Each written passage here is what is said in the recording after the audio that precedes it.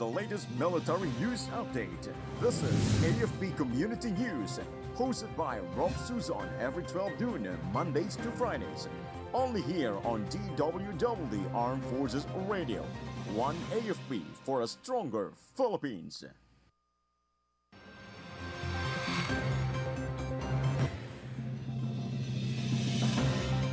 Damulog Bukidnon achieves insurgency-free status. AFP targets zero communist rebel presence in Mindoro by year-end. PNP and DA set up checkpoints to prevent spread of African swine fever in Batangas. Government increases one-time financial aid to distressed OFWs to 50,000 pesos.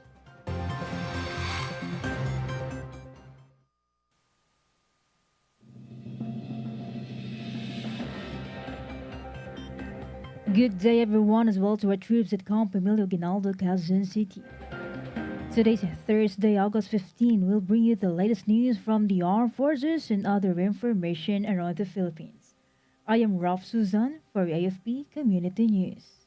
DWDD Armed Forces News. And for the brief overview of our stories, Damulog Bukidnon has been officially declared insurgency-free in a ceremony held at the Municipal Gymnasium yesterday. This marks Damulog as the third municipality in the province, following San Fernando and Candingalan to be liberated from communist terrorist influence. Brigadier General Mario Nangkao of the 1003rd Infantry Brigade praised the successful coordination among uniformed services, local government officials, and citizens for promoting peace and progress in the province. Major General Alan Hambala of the 10th Infantry Aguila Division also commended the 48th Infantry Guardians Battalion for their efforts and sacrifices, which contributed to this historic achievement. DWDD Armed Forces News. Salcedo Eastern Samar was declared the ninth municipality in the area of operation of the 78th Infantry Battalion to achieve stable internal peace and security condition. The declaration followed Resolution number 2024-41 and included a ceremonial signing of a Memorandum of Understanding and the release of white doves symbolizing peace and economic growth. The event was attended by Vice Governor Maria Caridad Sison Gotisan, Police Lieutenant Colonel Alex Robin, and other officials. Mayor Maria Rochelle Garino Mergal expressed gratitude to the Philippine Army and stakeholders for their efforts, while Lieutenant Colonel Joseph Pugawan assured the continued support against insurgency and for the humanitarian needs. Armed Forces Radio. For other updates, let us hear the details about AFP assures safety of Cebu despite EDCA site presence. Go ahead, Beth Tañete. The Visayas Command of the Armed Forces of the Philippines assured that Cebu remained safe with the Enhanced Defense Cooperation Agreement site of the Mactan Benito Ebuen Air Base. This was the statement of the VISCOM after local groups like the Associations of the Philippines-China Understanding raised a concern about potential impact on the said provinces. Colonel Joel Benedict Batara and Lieutenant Colonel Israel Galorio emphasized that the site of crucial for humanitarian and disaster mission, citing past experience with typhoon relief operations. They also highlighted that the EDCA site strengthened international partnership and does not pose the security threat. This is Bethania T reporting for the EFP Community News, one EFP for the stronger Philippines. Thank you, Beth Tañete. DWDD Armed Forces News. The Armed Forces of the Philippines aims to eliminate the New People's Army from Mindoro by the end of this year. Colonel Eric Guevara of the 203rd Infantry Brigade confirmed the military's focus on Mindoro after Romblon and Marinduque were declared insurgency-free and Palawan achieved stable internal peace and security. He noted that Oriental Mindoro has declared 5 municipalities insurgency-free, with Victoria being the latest. The military continues to monitor 3 NPA units in Mindoro and has engaged in multiple encounters this year, resulting in 8 rebels killed and 6 firearms seized. DWDD Forces News. Department of National Defense Secretary Gilberto Chodoro Jr. has urged for regular joint exercises between Filipino soldiers and their allies. This call followed the successful participation of the Philippine Air Force in exercise Pitch Black, and during a ceremony at Camp Aguinaldo, he also highlighted the PAF's performance, which included 144 hours of flying time and 61 sorties. Secretary Chodoro emphasized that sustaining such operations should become the new norm, reflecting the strong strategic partnership between the Philippines and Australia. Armed Forces Radio. We have a report coming in about ROTC Games 2024 National Championship to open this Sunday. Go for the details, Jimboy. The Reservist Officer Training Corps Game 2024 National Championship will be kicked off this Sunday at Cavite State University in Indang, Cavite. The Philippine ROTC game feature various sport competition among ROTC cadets from colleges and universities across the country. The opening ceremony, starting at 3 p.m., will be attended by Senator Jinggoy Estrada, Senator Francis Tolentino, and officials from the Commission on Higher Education, Cavite State University, the Department of National Defense, and the Armed Forces of the Philippines. Moreover, on the eve of the opening, the Miss ROTC Philippine 2024 pageant will be take place at the Kaytay Combat Sport Complex. This is Jimboy reporting for the AFP Community News, 1 AFP for a stronger Philippines. Thank you, Jimboy. DWDD Armed Forces News. Department of National Defense Secretary Gilberto Chodoro Jr. emphasized the need for improved skills among Philippine Air Force personnel due to rising tensions in the West Philippine Sea. He highlighted the importance of regular joint exercises with allied nations to prevent incidents like last week's near collision in Bajo de Masinloc. Speaking at the welcome ceremony for the PAF contingent that participated in Exercise Pitch Black 2024, he stressed making such operations a new normal. The PAF, which took part in the exercise for the first time, logged 144 hours across 61 sorties, enhancing its combat readiness and strategic capabilities. DWDD National News. For our national news, the owners of MTKR Terra Nova will set up claim centers in Bataan to compensate the residents and fishermen affected by the oil spill. MTKR Terra Nova Legal Counsel Valeriano Del Rosario said they have already discussed the matter with the local government units of Bataan and Cavite. Bataan has been placed under a state of calamity due to the oil spill. 8 towns in Cavite have also been declared in a state of calamity and are currently imposing a fishing ban. Armed Forces Radio. On the other line, let us hear from Jay about the DND Secretary reaffirms commitment to fighter jet acquisition after Chinese air harassment. Yes, Rup. Defense Secretary Gilberto Chodoro Jr. reaffirmed the government commitment in acquiring multi-role fighter jets following recent area harassment by China in the West Philippine Sea. He emphasized the need to strengthen the country's air defense system and sustain joint exercise with allied nations. His remark followed the Philippine Air Force historic participation in the Pitch Black exercise in Australia. Moreover, Armed Forces of the Philippines Chief of Staff General Romeo Browner Jr. and the other officials highlighted the exercise rule in enhancing operational readiness and aligning with the global standards. And this is Jay Guarincanyo reporting for AFP Community News, 1 AFP for stronger Philippines. Thank you so much, Jay. DWDD National News. Checkpoints will be set up in various parts of Luzon to contain the spread of African swine fever in Batangas. Department of Agriculture Secretary Francisco Chu Laurel Jr. said that this is a temporary measure while the government awaits the arrival of ASF vaccines. He explained that while the agency has funds to buy the vaccines, but the procurement process could take a few weeks. The rapid spread of ASF in Batangas is suspected to have been exacerbated by traders selling deceased pigs. DWDD National News. For other national news, the Department of Migrant Workers has approved the grant of hire assistance for the distressed overseas Filipino workers. From 30,000 pesos, they will now receive 50,000 pesos one-time assistance. This is under the DMW Zagarang Kalinga at Saklolo para sa mga OFWs na nangangailangan or Action Fund. This assistance applies for the victims of abuses, exploitation, maltreatment, contract violations, illegal recruitment, human trafficking, and natural calamities in host countries. Armed Forces Radio. Let us hear more updates from Bea about AFP Chief awards medal to outgoing Spanish Defense Attaché. Yes, Prof. Armed Forces of the Philippines Chief General Romeo Browner Jr.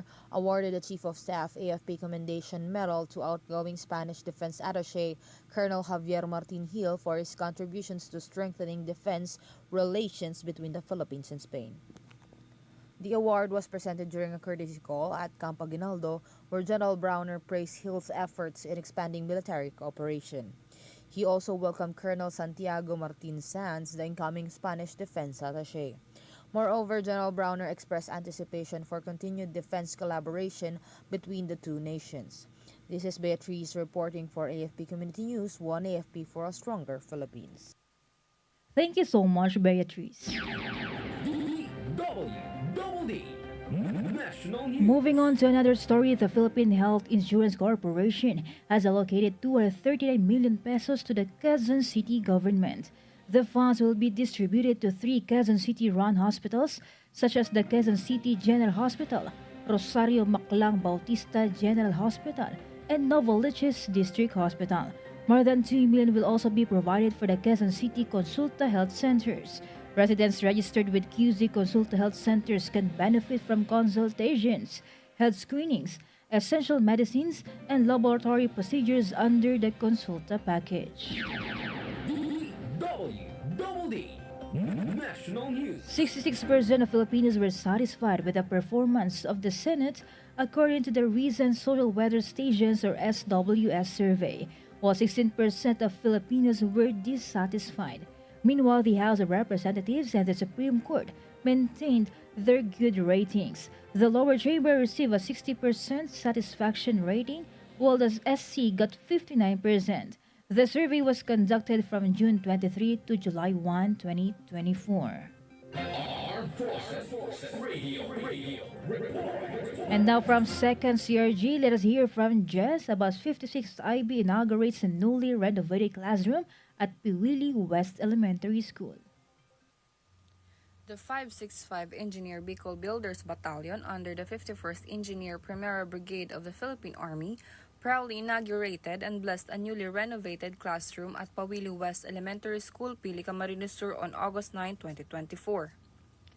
The event was graced by Lieutenant Colonel Gerald Aldaen, Philippine Army, Acting Commanding Officer, along with local officials, including Barangay Captain Honorable Mario T. Cleofe, Attorney Rodolfo Bibes Monte, and Dr. Cyril Razira Salazar, Public School District Supervisor.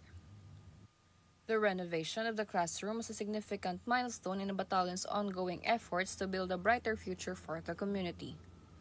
Lieutenant Colonel Daen expressed his gratitude to the faculty and staffs for their cooperation throughout the project and reaffirmed the battalion's commitment to support future educational endeavors. This is Jess from Solcom reporting for AFP News, 1 AFP for a stronger Philippines.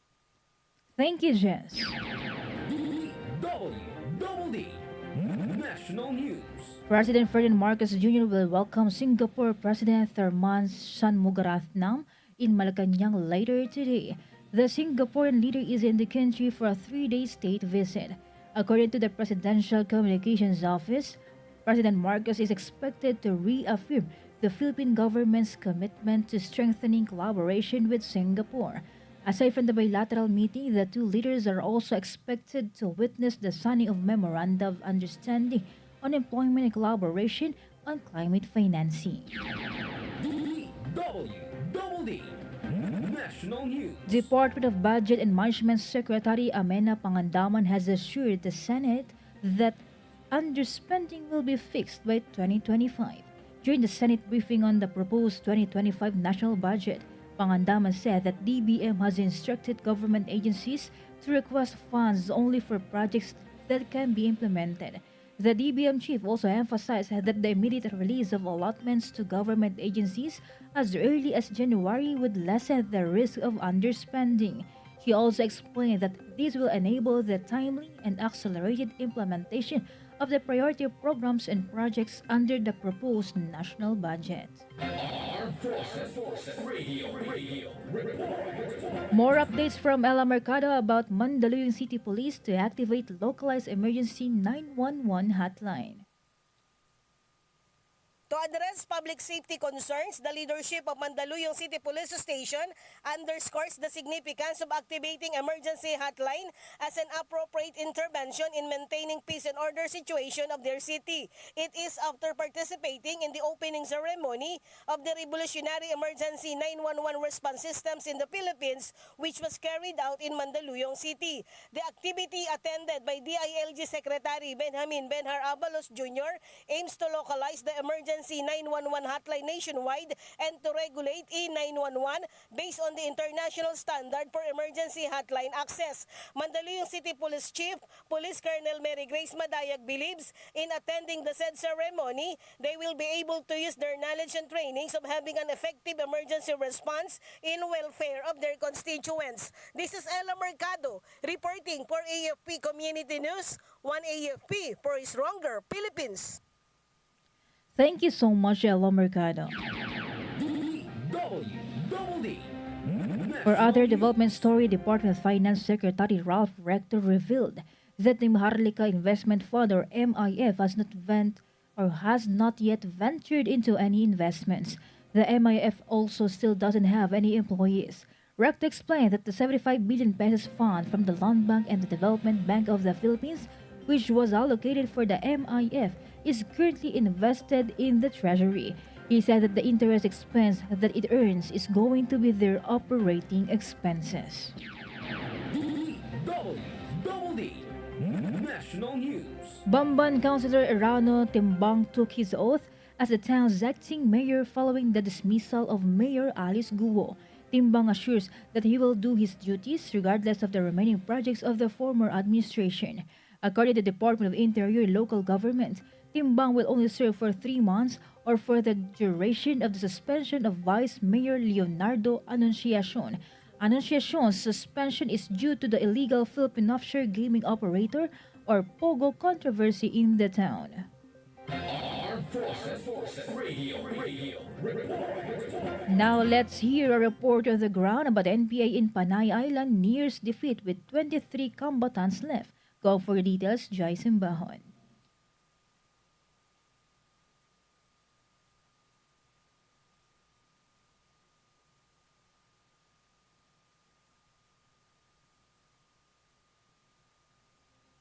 Of the New People's Army on Panay Island is nearing its end, with only about 23 combatants remaining.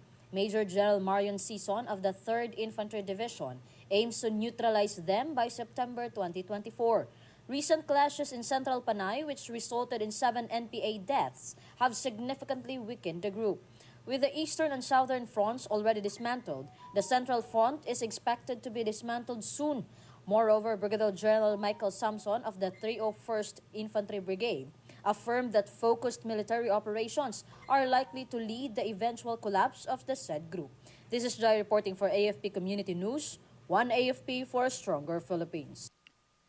Thank you so much, Jai Bahon. Armed Forces Radio Report. And more updates from Chris Bell about Philippine Marine Corps Commandant visits 6th Infantry Division. In a show of solidarity and continued collaboration between the two military branches of service, Major General Arturo G. Rojas, Commandant of the Philippine Marine Corps, paid a courtesy visit to Major General Antonio G. Navarrete, Commander of the 6th Infantry Campilan Division and Joint Task Force Central at the home of Campilan Troopers, 6th Infantry Division Headquarters, Kamsyong Coawang, Datuudin Sinsuat, Maguindanao del Norte yesterday.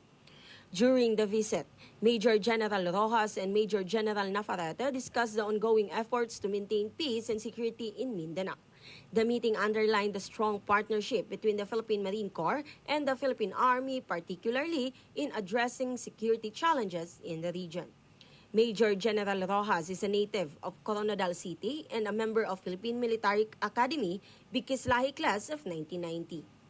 On the same day, Brigadier General Francis Anthony M. Coronel, commander of the Army Artillery Regiment, also paid a courtesy call to Major General Navarrete. The discussion centered on strengthening artillery support and coordination within the 6th Infantry Division's area of responsibility, aiming to boost the Joint Task Force Central's capability to respond swiftly to various threats. Meanwhile, Brigadier General Coronel is a member of Philippine Military Academy Maalab class of 1993. This is Crisbel May Lorenzo reporting for AFP Community News, 1 AFP for Stronger Philippines. Thank you, Chris Bell. DWDD National News. Around 1,500 supporters welcomed Filipino athletes who competed at the 2024 Paris Olympics during the Grand Homecoming Parade yesterday. The Heroes Welcome Parade proceeded through the city of Manila at around 4 p.m. Over 300 personnel of the Manila Police District were deployed along the parade route to ensure the security in the area. According to MPD, around 25,000 supporters also attended the Rizal Memorial Sports Complex to see the Filipino Olympians. DWDD Armed Forces News. And that's all for today's broadcast. Thank you so much for joining us, especially to our audience in our Facebook page, AFP Radio DWDD. Don't forget to tune in tomorrow for more updates, same time and same station. Again, this is Ralph Susan for AFP Community News, 1 AFP for Stronger Philippines.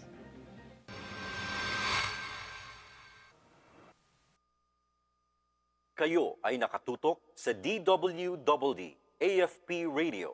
Kami po ay kasapi ng KBP, Kapisanan ng mga Broadcaster ng Pilipinas.